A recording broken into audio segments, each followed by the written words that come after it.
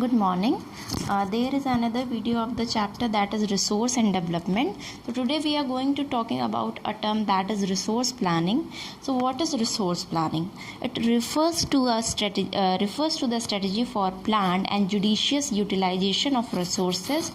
It is essential for sustainable existence of all forms of life.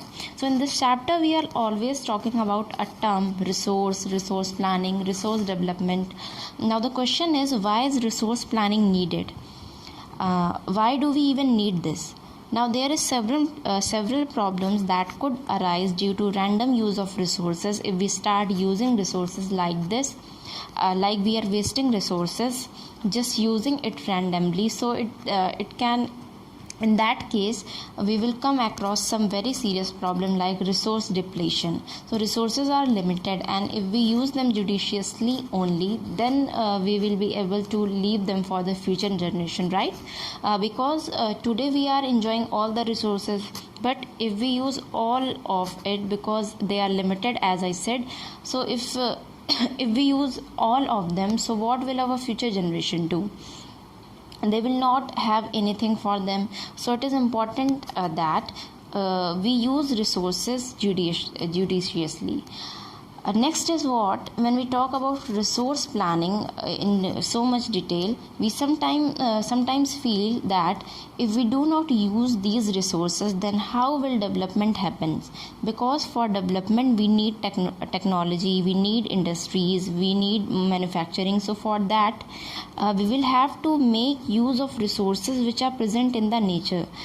So we are not trying to say that we are against development, but we want development to happen, but development should not happen at a cost of environment. So that means development should take place in such a way that it should not damage the environment, and this type of development is called sustainable development.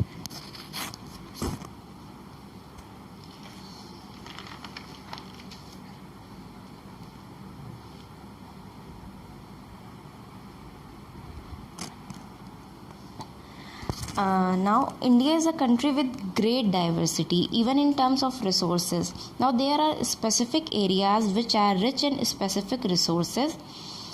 Right, so it is very important that we utilize all the resources very well. So the first step would be our resource planning strategy with 4 steps.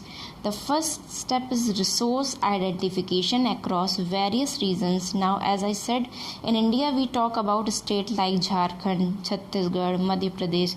So these are 3 states which had very rich source of coal and minerals. On the other hand, if we consider Rajasthan, Gujarat, they have great reserves of wind and solar energy. Again, if you look at the state like Arunachal Pradesh, so it has very good water resources. And now if you go up and you go to Ladakh, there you would see that they do not have water in Ladakh, or very less water. They do not have infrastructure, but they have very rich cultural heritage.